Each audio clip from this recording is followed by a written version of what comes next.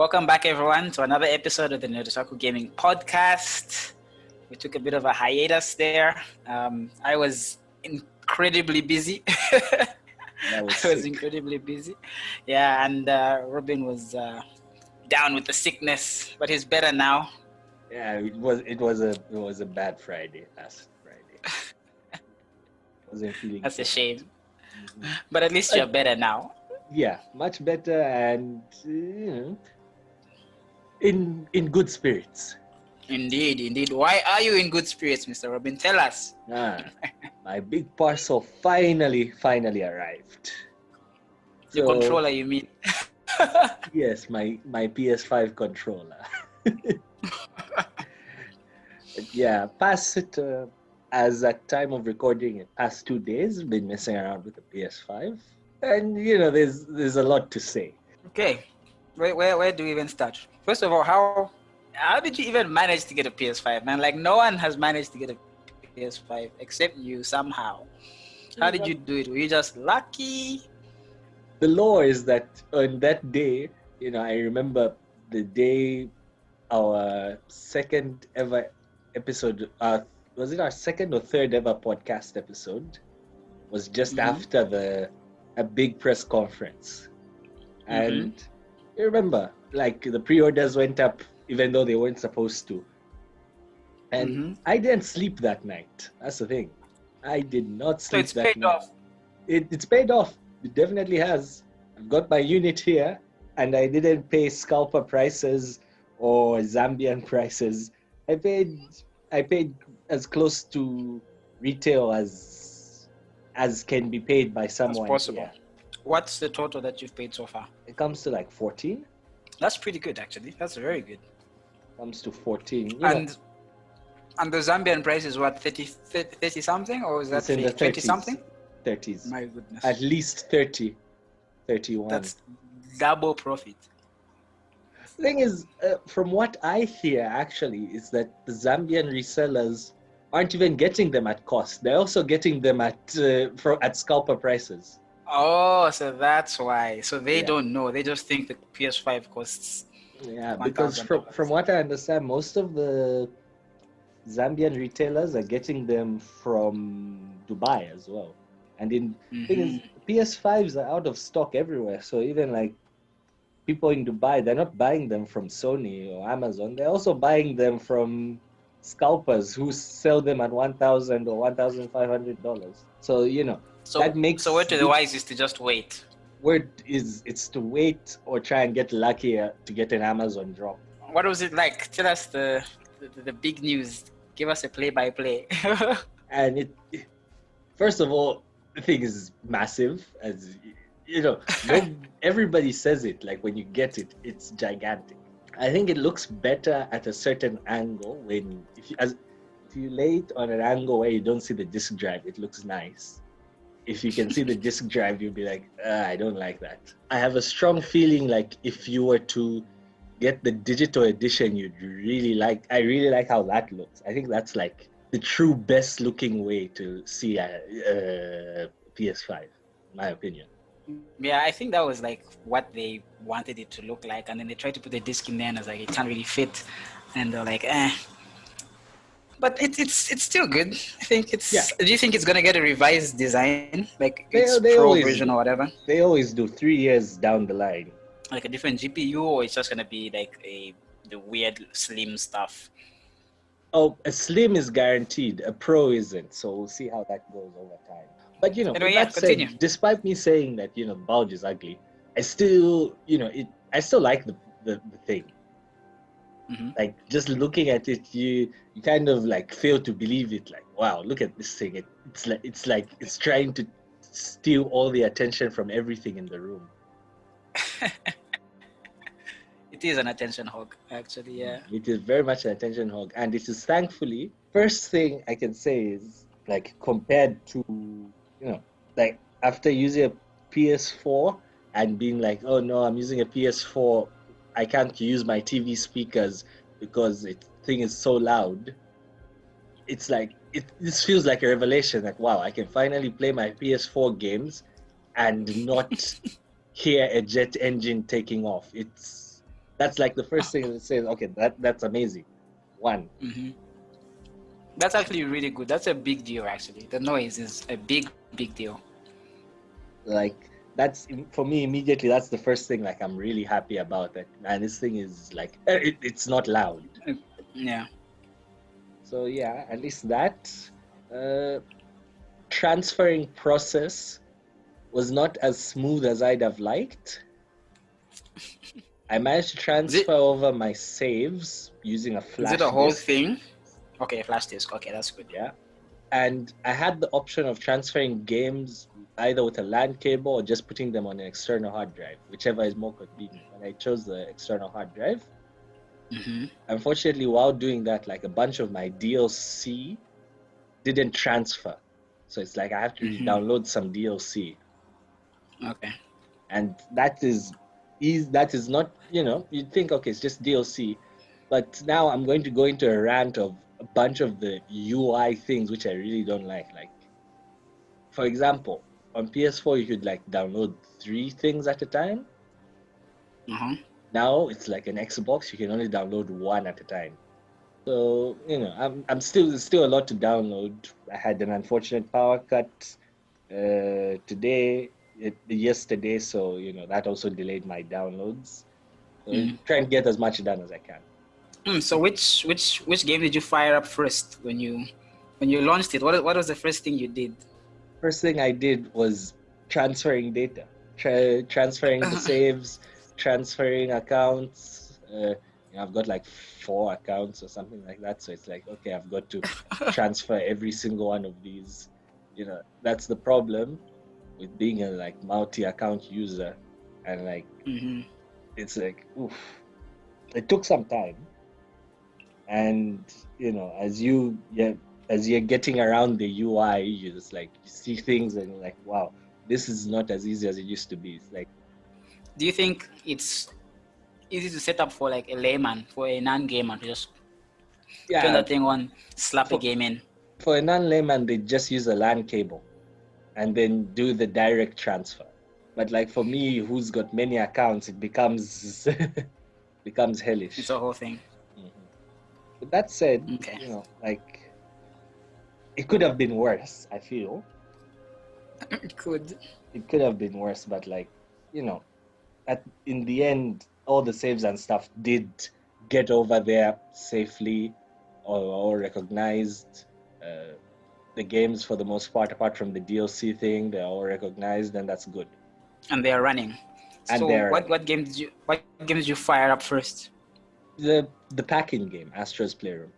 Yeah. How was that? What are your thoughts on Astro's Playroom? It's short, for one, because it's a packing game. But the best thing I can say is that, like, if you are a long-time PlayStation fan, it's great. It's like, man, they chose the right packing for a long-time PlayStation fan, because the game itself, like, before I go into like, is the game actually good? Just the fan service, the references, the whole game is pretty much just a fan service to PlayStation fans. So it's like, oh, you unlock old PlayStation items. As you move around the world, you're going to be seeing like references to classic PlayStation games, both first and third party. Yeah. So it's like, wow, I never knew Sony could actually respect their legacy like this. Well, I guess they're going to the point where they finally have a legacy. Well, when you've been in the business for like 20 whatever years, yeah, I guess so. They're finally gotten to the point where Nintendo was at the GameCube era, I'd say. Like, they have like something you can look back on it with nostalgia and be like, oh, I remember that when I was a kid. Yeah. So a PlayStation All-Stars Battle Royale right now would work. I don't think it would work in the PS3 era. Right now, yes. It would now work as long as you put a decent dev on it. Yeah, it would definitely work. Yeah, like now when you say Kratos, people have very, very fun feelings. Not just, oh, I like that character. No, it's like actual, like proper personal feelings towards it. Yeah. Crash, same thing.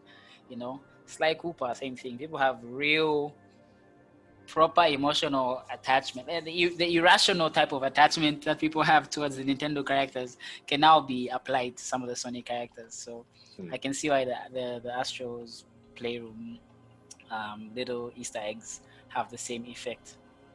Yeah, and that's that's besides as an actual platformer, it's really it's pretty fun. Yeah, it's pretty fun. How was the feedback on the triggers and stuff on the controller? That's the other thing. The controller it's crazy. Like I feel bad because I know no game is going to use the controller as well as Astro's Playroom does. Because on the way Astro's Playroom use it is really, really cool. Every surface you walk on feels different because the haptics are programmed for every surface to feel different. So like when you walk on ice, the feedback you're getting is different from when you walk on sand, or when you walk on metal, or when you walk on cement. So it's like, and the pad is giving you a feeling where it's like, wow, I can actually feel this is somewhat possibly how it might feel like. Yeah. Is it the whole controller or just certain parts? The whole control, the way Rumble used to work is you have two Rumble motors. Now you've got like the whole pad has got stuff to do the haptics on it. Yeah. Like, and that's everything wrapped around the whole thing. Yeah, and that's even before I get to the triggers, because like there's a few sections where you use the triggers, and those there's like the triggers, like let's say you're pressing down on a spring, huh? There's a section where you have to like press down on a spring using the trigger.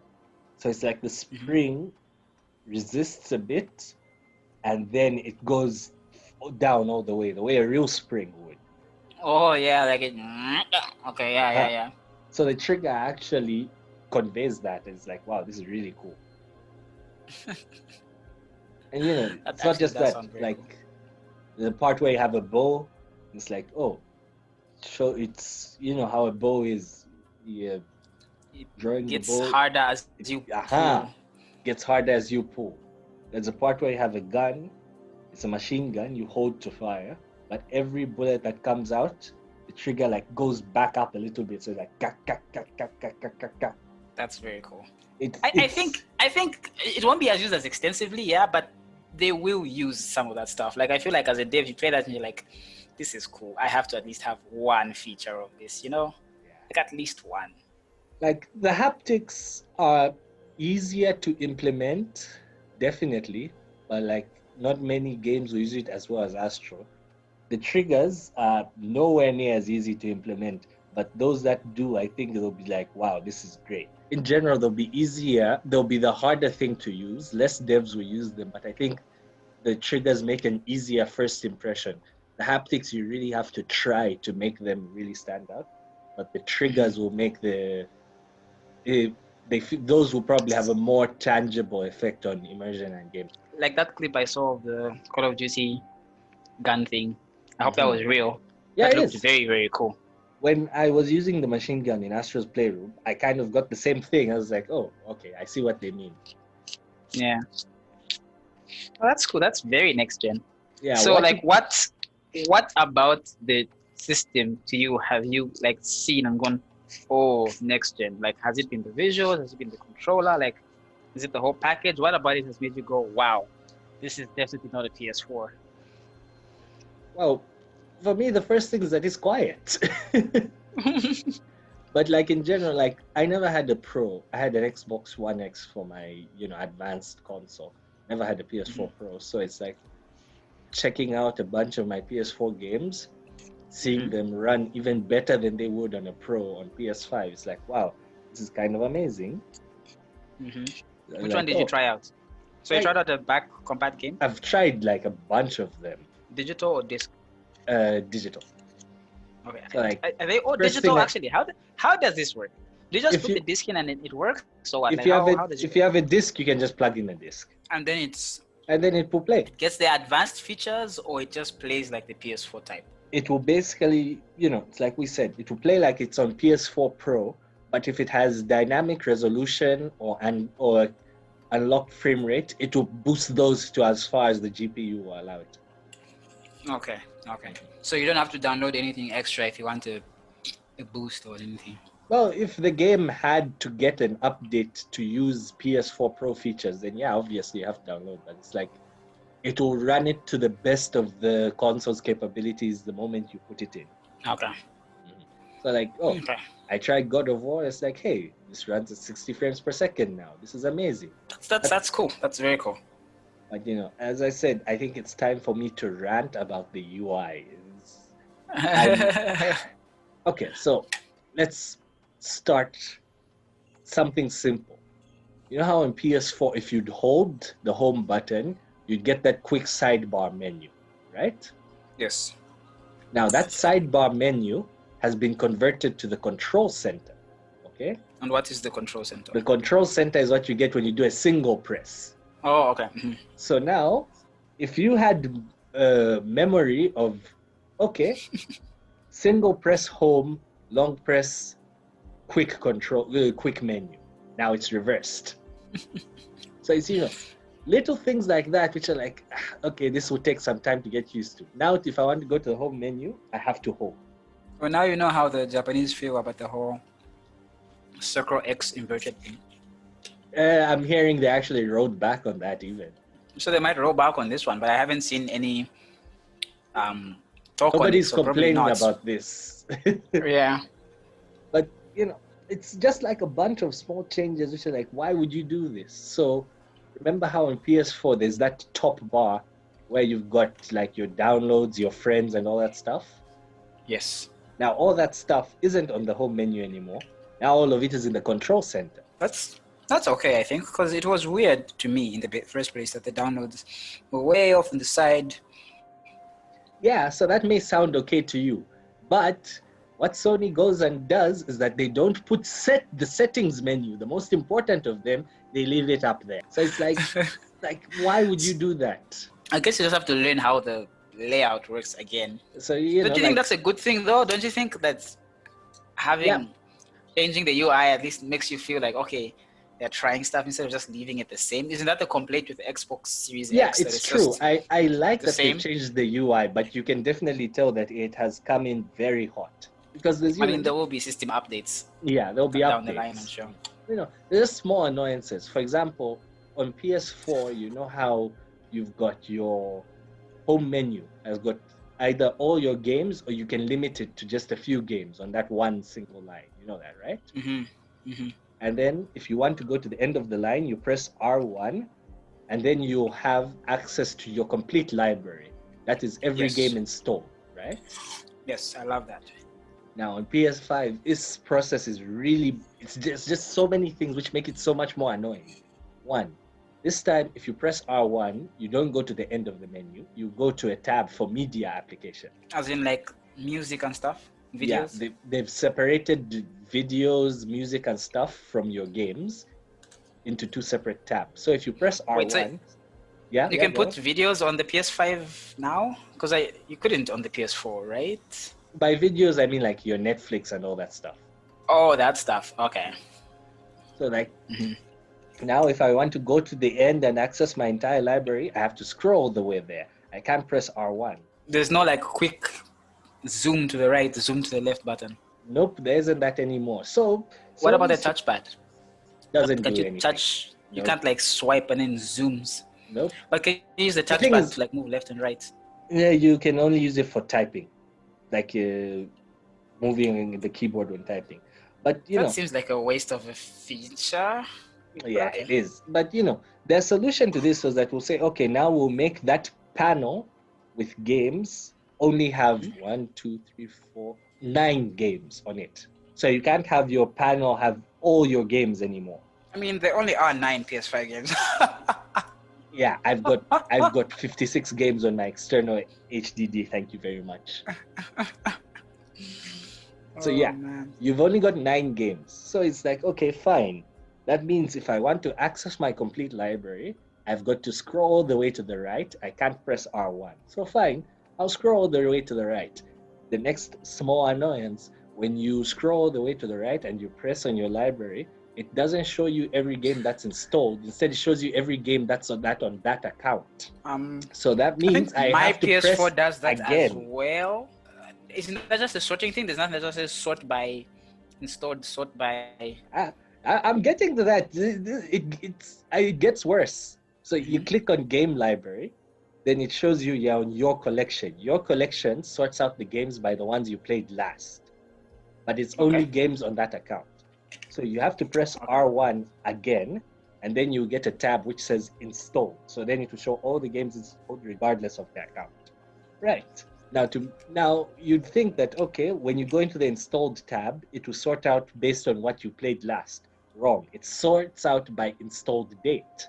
You can't sort out by what you played last in that installed tab. So you're going to click again, sort by, and then you sort by name.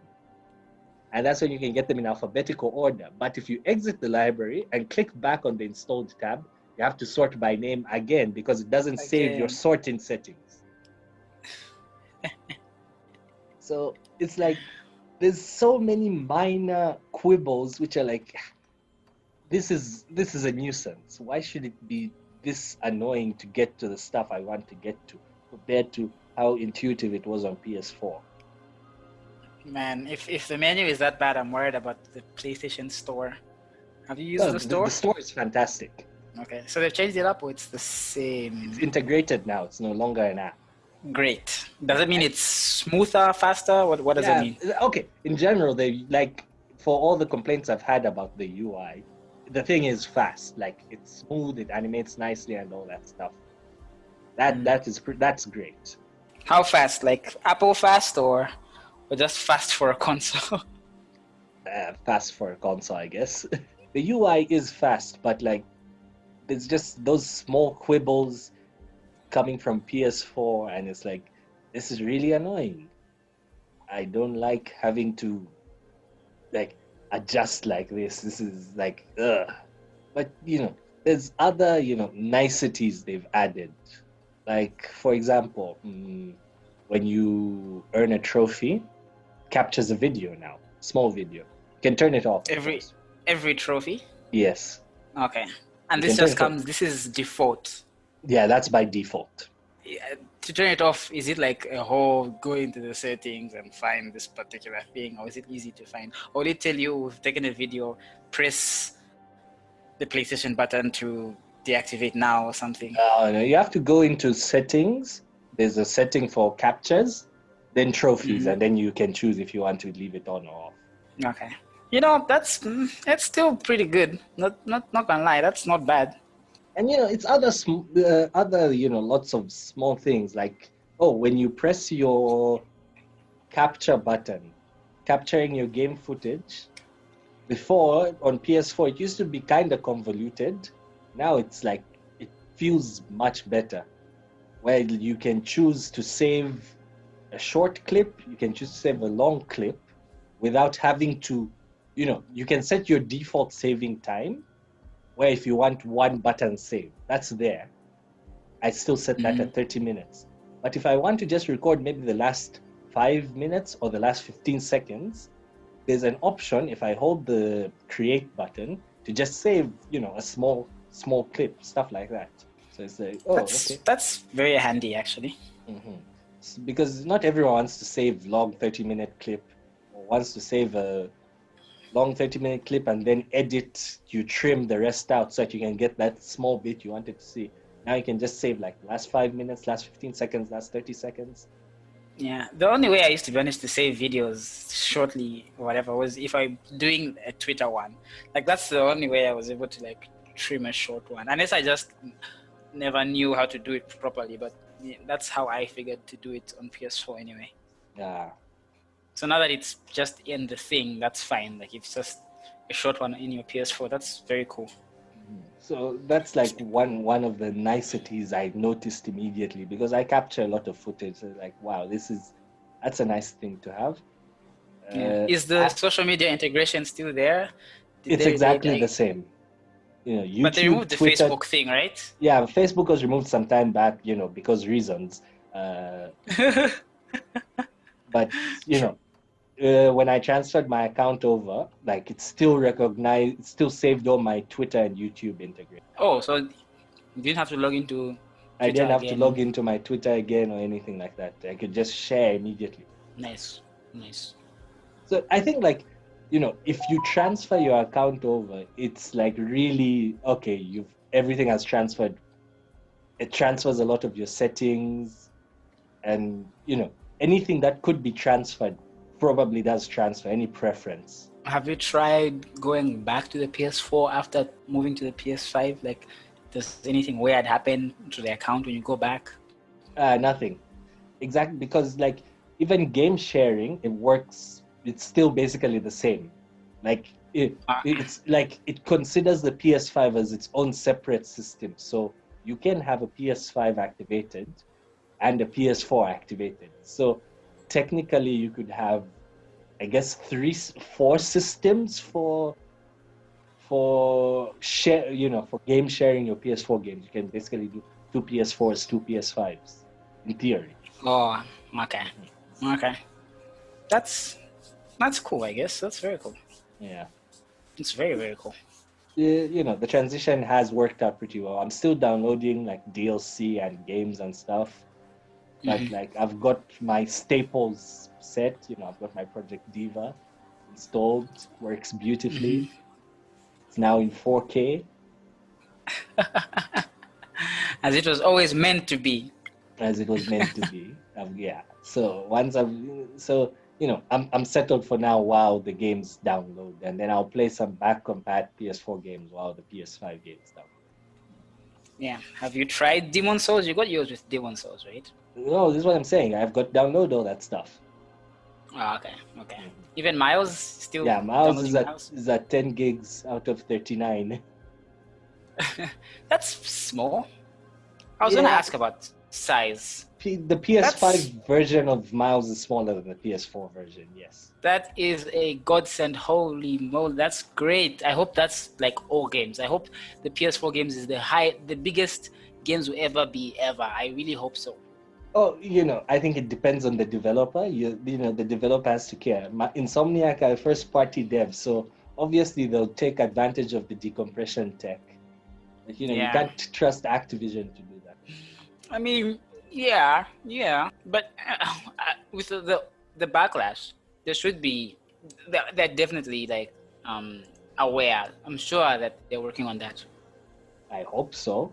As I've always said, the conspiracy theory is that they do that so that you don't install any other games. But yeah, true, man. These scummy practices. And I have a bit to say about that, but I'll let you finish the PS5 breakdown first. I don't know if there's anything more to break down. I'm actually interested in whatever scummy practice you want to speak about. I can't really give much impression on PS5 games because they're still downloading. So, I haven't seen the game which has visually blown me away. I haven't seen ray tracing yet. So far, Astro's Playroom has blown me away because of the controller. But on the visuals, I'm still waiting. So, Astro's Playroom didn't blow you away like this? You didn't notice the HDR difference or whatever? Like... No, visually, it's clean. It's definitely a clean-looking game. It doesn't look bad, but, it doesn't have that wow effect, which... because of the art style, it doesn't have something that's like, wow, I'm looking at this and wow, this is next gen. I think, that's why I'm waiting. I'm doing Miles first. Yeah. Okay, now I'll be waiting for your wow moment. I'm sure Demon Souls it's the one which everyone's going, yep, this is next gen, visually. So it's like the best looking console game, all that stuff, yeah. Oh yeah, I'll just be waiting for. No, go on. Yeah, we'll get there eventually. Oh, for sure. I'll just be waiting for a good game that looks next gen to come out before I get myself a PS. Everyone's definition of next gen is different. Because as far as most people are concerned, I honestly do believe. I think the first true next-gen game is Microsoft Flight Simulator. Yes, holy But moly, you need to yes. have fast unlimited internet. I don't think people are going to be able to play that in Zambia because it uses the cloud servers. That's why the graphics are so good. Yeah, that's Using true. real But also, time cloud data. yeah, man, that's I really do want to try that though. Like, it's just a shame, man. Damn. But yeah, everything I've seen of Microsoft Flight Simulator is just mind-boggling. Like, woof. It's the Yeah, first true next gen game, as I've said. That's what everyone's calling it. yeah, yeah. I mean, and that's what they were trying to do with the power of the cloud with the Xbox One, right? Like, that's what they were trying to Crackdown do. 3, But I yes. don't think we were there yet.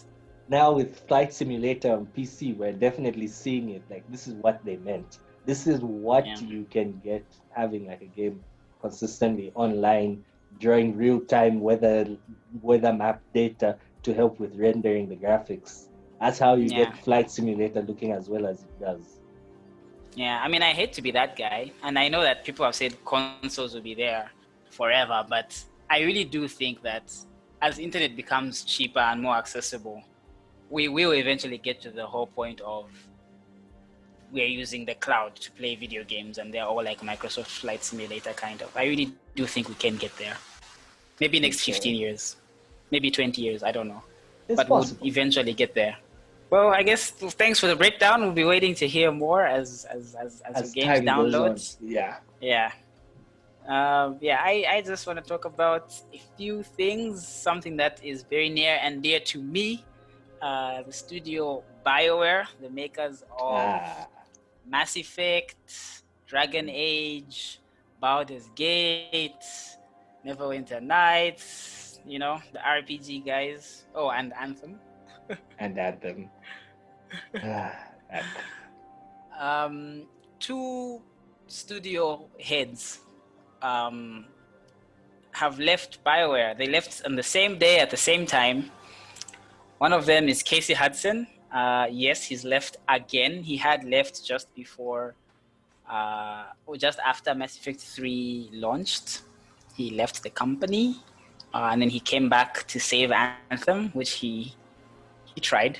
To the best of his ability. So yeah, to the best of his ability. So Casey Hudson, who is the brains behind Mass Effect, really, who kind of took the mantle from the doctors who founded BioWare. He was the studio lead. He left and he, posted a blog post online talking about how fortunate he was to be working at BioWare for over 20 years, and that he's retiring and leaving the studio to young blood. It's going to be left with Mr. Gary McKay, who was like his second in command. So that's one thing. And then the second person who left was Mark Dara, a long-time employee of BioWare. I think he joined in the mid-90s. Like when they were founding it. He's like one of the first employees of BioWare. He is like the writer. His baby was Dragon Age. Dragon Age was he was the lead on all the Dragon Ages. He wrote for Baldur's Gate. Basically, if it's a fantasy RPG or has fantasy RPG elements, Mark Dara probably was the creative director or writer on it. He was the creative lead on Dragon Age 4, whatever it's being called. So and he's left. And I would say, the creative stuff is done. Now they're just doing asset stuff or bug fixing. I would say that. But based on what we heard about Anthem, it being made in basically 15 months, I can't say that for sure. I can't say that for sure. I have some thoughts on the same issue, as not a BioWare fan, I'm not interested in BioWare's games, generally speaking. But, as an outsider, I've got like a couple of thoughts. First thing was that, I know BioWare's reputation is really bad right now, following the past few games, Anthem, Mass Effect, Andromeda, and even Dragon Age Inquisition weren't as well revered as stuff like, Dragon Age 1, 2, Mass Effect 1, 2, 3, and all that stuff. So, one thought is that, hey, maybe getting old, tired heads out to let the new blood take over is a good thing because, the studio wasn't in a good state. Of course, the counter argument I've heard to that is that it's not really the studio head's fault that those games came out bad. Yeah, so that's the thing, is that the exact same thing you're saying is what Mass Effect Andromeda was. We got this young team of basically our fans who have joined us, and we're just gonna put them together, give them a brand new studio, and they will lead us in the new bold direction. And the the output was Andromeda. Yeah. Which is kind of why when Anthem was about to come out, there was all this like, oh, what if it's not as good as we're expecting? So they kind of begged for Casey to come back and steady the ship. So it's, I don't know. Yeah. It could go either way. It could go either way. The second thought I got from that is that, turnover in the video game industry is normal. And it is true. It's December. December is the time for contracts to expire and all that stuff.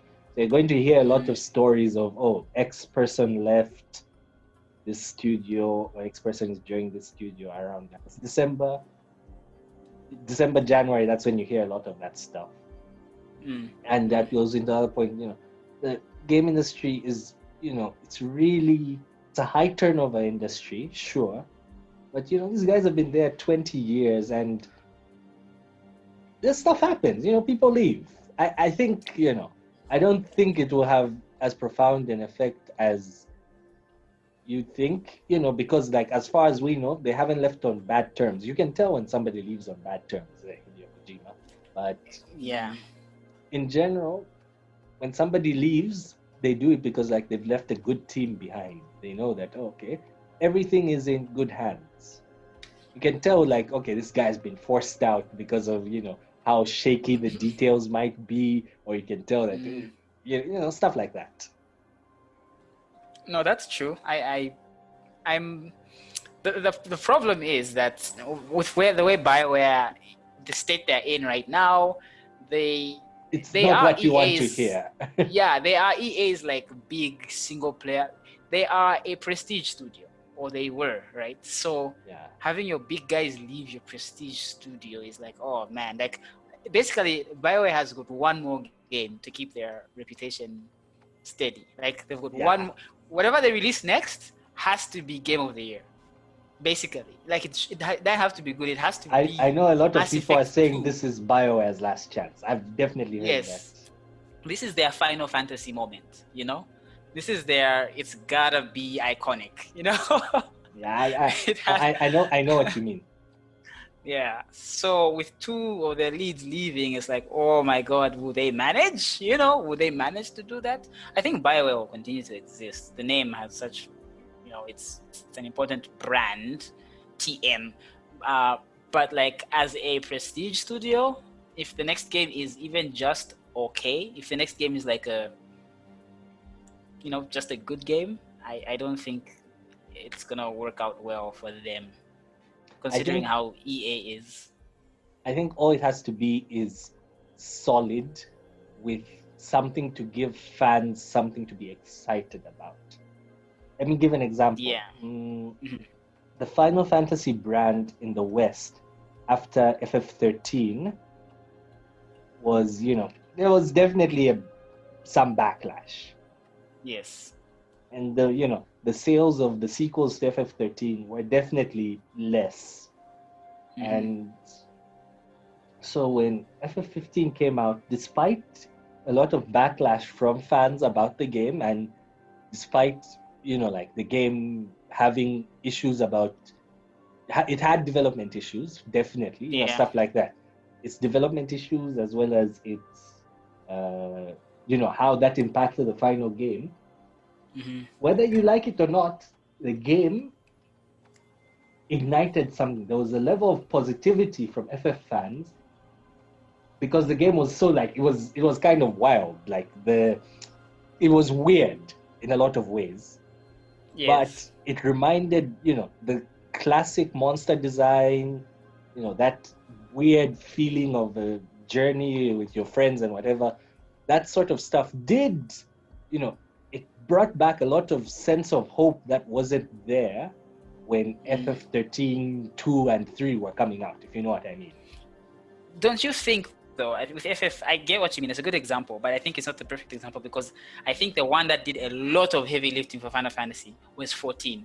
14 did a lot of heavy lifting for the brand of but that. Look, the FF14 has done heavy lifting for the brand, like not amongst the core gamers. Core gamers don't play MMOs. Core gamers play single player games and then constantly rave about them.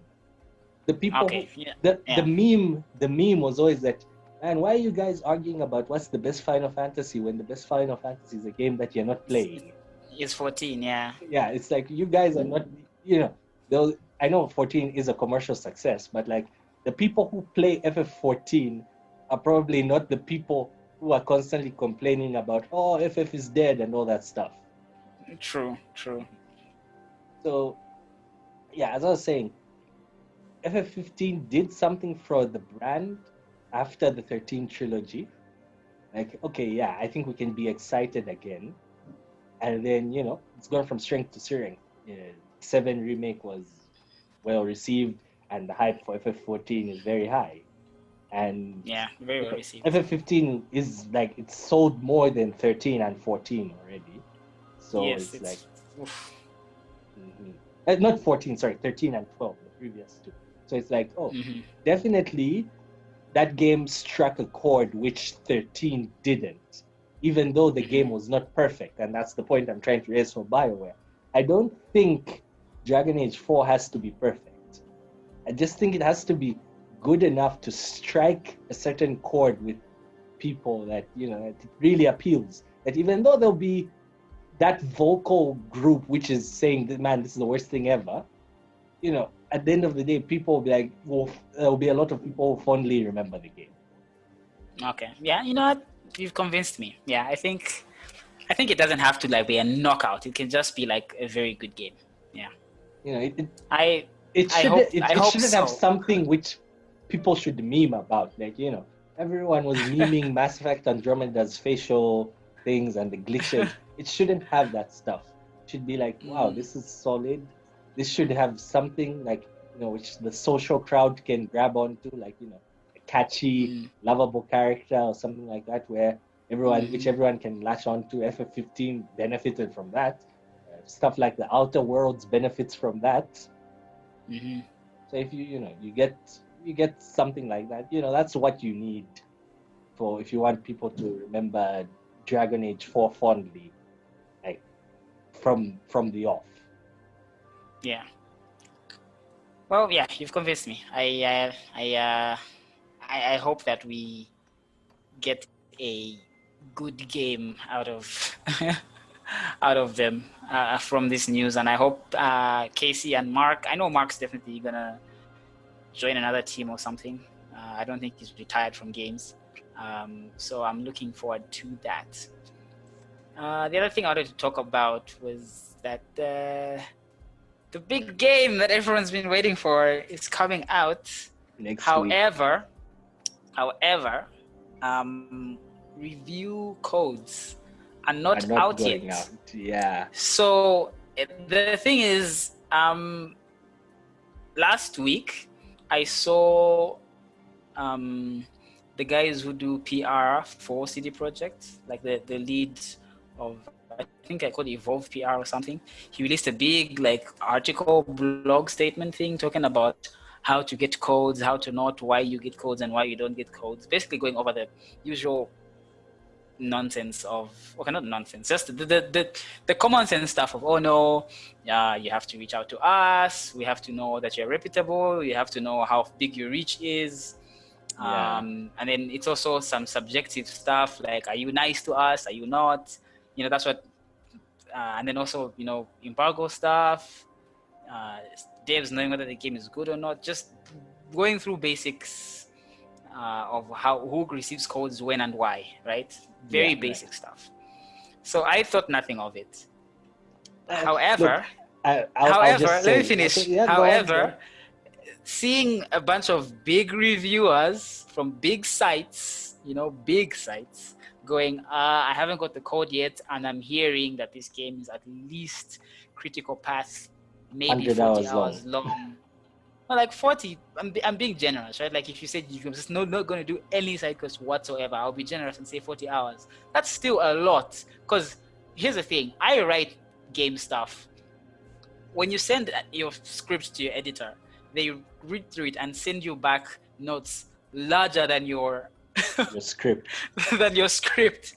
So this is a lot of work, you guys. And then this is something which people will be looking forward to. So every outlet is going to want to make sure that their review is well written, or video is well edited.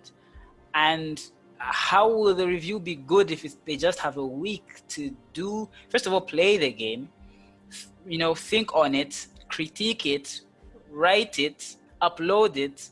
That's not enough time to actually do that.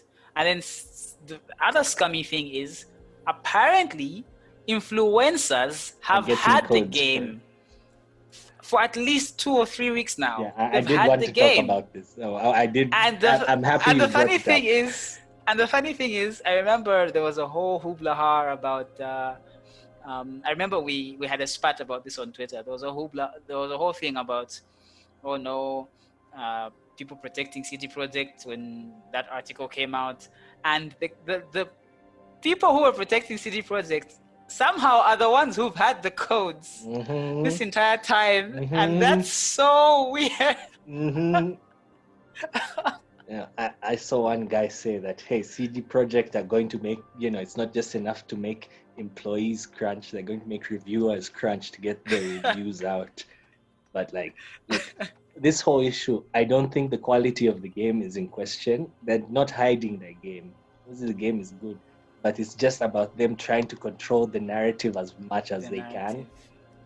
Try and get that 90 Metacritic as early as and on day one. Obviously, if the biggest publications, IGN, GameStop, those guys, obviously they've got their review codes, Giant Bomb, whatever. Smaller publications definitely won't get them because they're scared that they'll bring up maybe issues with bugs and whatever. And of course, the influencers. I've always said CD Projekt's weaponizing of influencers with Cyberpunk has been extremely fascinating to see. I've never seen anything like it. Usually fans do this by themselves. Yeah. But I've never seen the game devs actually play into lean that. into it. It's extremely scary to see that they've done this.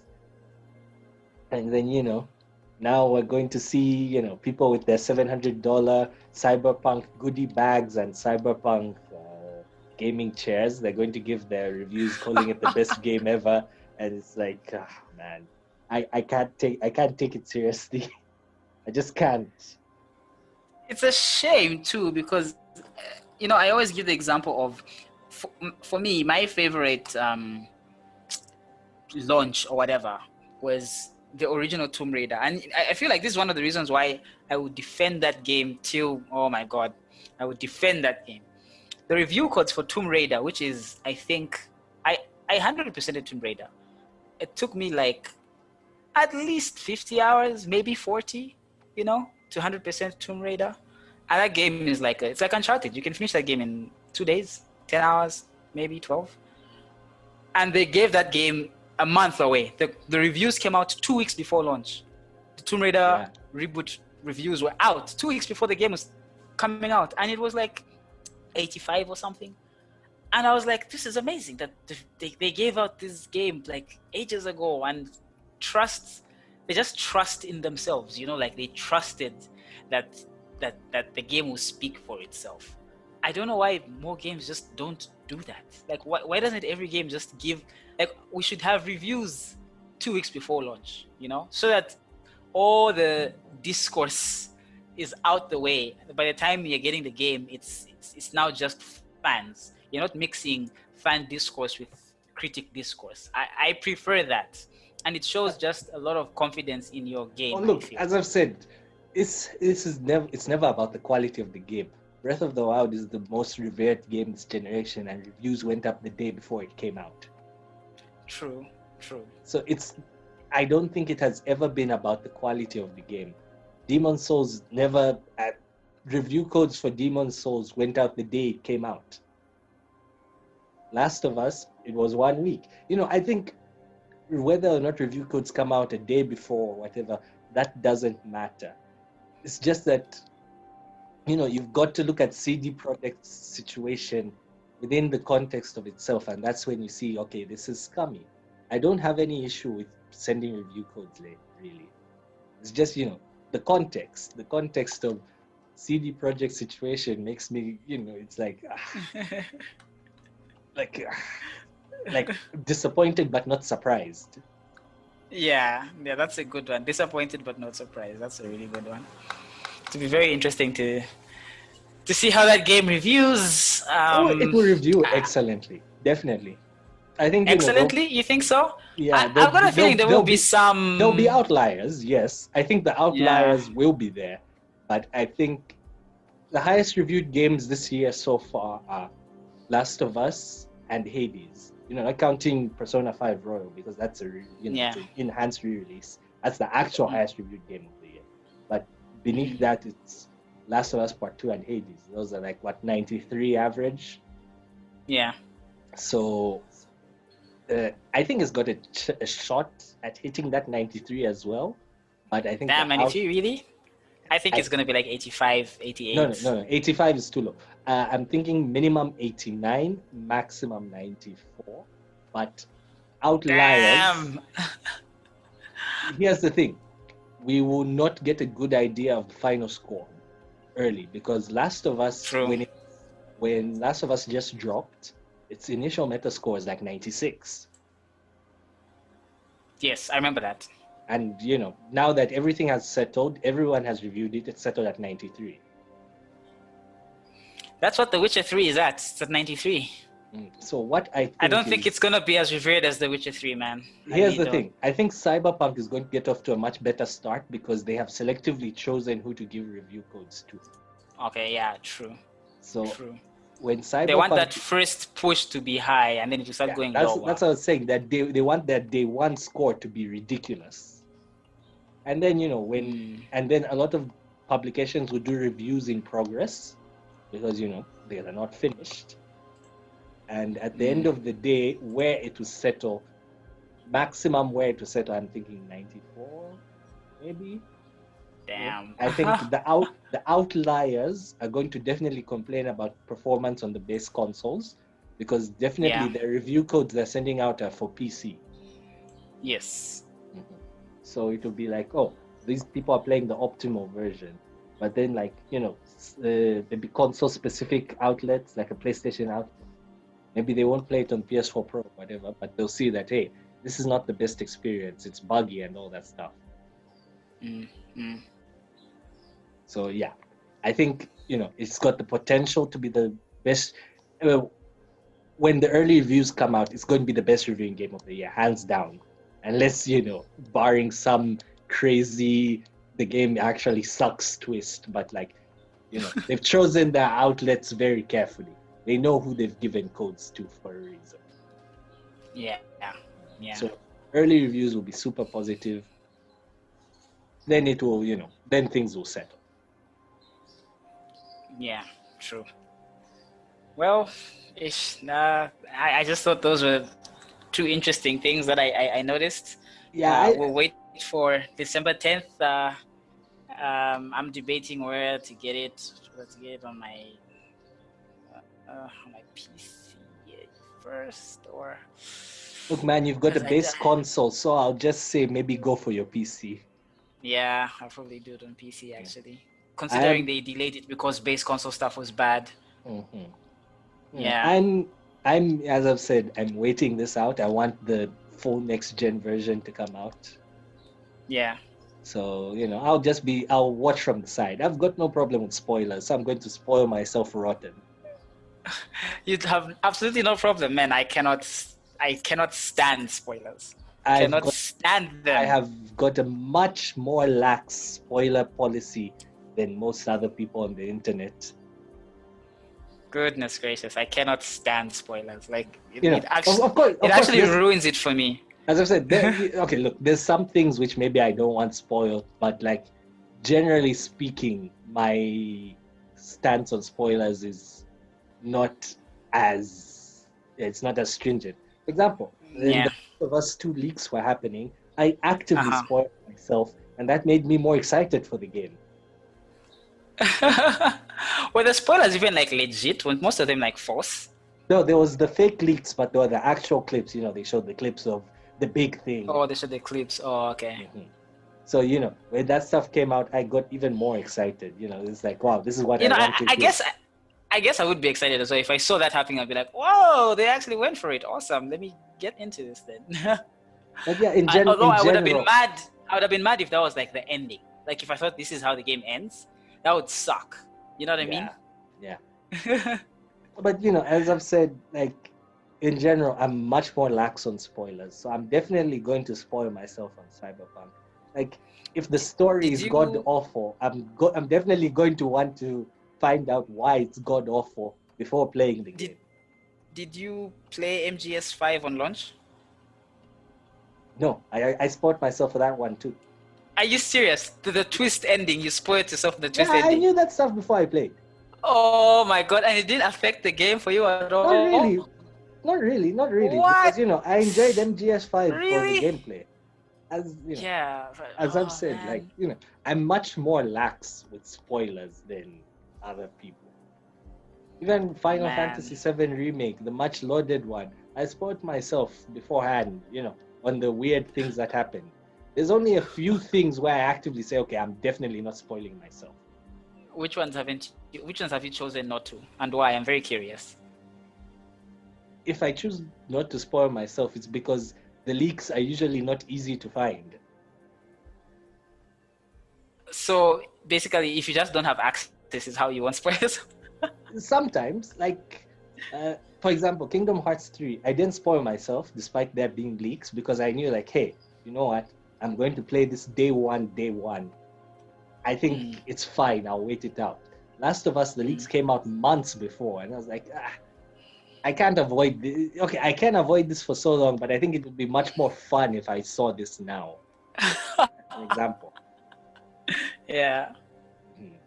So, Is there any game that's come that's like you've anticipated and said this one I FF16? will dodge I won't. spoilers. I won't. I would dodge it for FF16, and I think I would. I've actually dodged for Miles Morales. Now that you mentioned it, I've been avoiding. Are there any spoilers for that? I don't think there's any. Like, As I've said, I have been avoiding spoilers for that. But there's stuff to spoil in that game. So I hear the ending is like really emotional and stuff, but I don't know why. So it's like, Oh, okay. you know what? You know, I know this game's coming. I'll wait it out a bit. Okay. I dodged the Uncharted. I dodged Uncharted 4 for a while, and then someone just randomly, like just while scrolling the timeline, someone just spoiled the what's it called, epilogue. Me, and I was like, God damn it, man! Like, damn, Really? guys. But I did enjoy the game. The good thing is that I feel like that's not really the climax of the game. That's just kind of like, I think it's like fan service almost, you know? Yeah, kind that of. epilogue. Yeah, So, just to show no, that, it's okay, yeah, he's done. Yeah. No, I definitely Yeah. get it. You know, I don't begrudge people for getting worked up over spoilers, but I don't get worked up over spoilers. Like talking about myself, so you know, I never really have an issue discussing something. If you know, if someone is willing to discuss spoilers, I've never got an issue. I'm like, yeah, go ahead, man. Unless you know, unless I'm like, okay, I'm definitely going to experience this kind of soon, so I think it's worth the wait. But like, yeah, in general. Well, I guess that can wrap it up for this week. Yeah. Unless you got anything extra to say. Not really. I've just like I want to get back playing. Same. And if you want to get back to any game, you should probably be playing the game of the year, Supergiant's Hades. Amazing game. You've never played anything like it. Trust me. I think we should have a dedicated episode for Hades next week. I think we should. I'll do the call out to anyone who's played it or whatever, just so that we can get their perspective as well. Because honestly speaking, as someone who's played the Supergiant games before, it's amazing that this is your first one, man. That's crazy. You got their best one. That's nuts. Really like everything weird, everything that's in their previous games is in Hades. Like everything, like the gameplay is very Bastion-y. So like, cause I love Bastion. I think before I played this, I think it was their best one. And then like the way the story works is very transistory. The whole do it again, whatever, and their power up stuff is very transistory. The characters, like character writing, is very Pyre-esque, because Pyre was a visual novel, really. So, man, everything, they just mixed it all. Don't get carried away. I won't. We'll talk about it more next week. All right, guys. Thanks for listening. Yeah.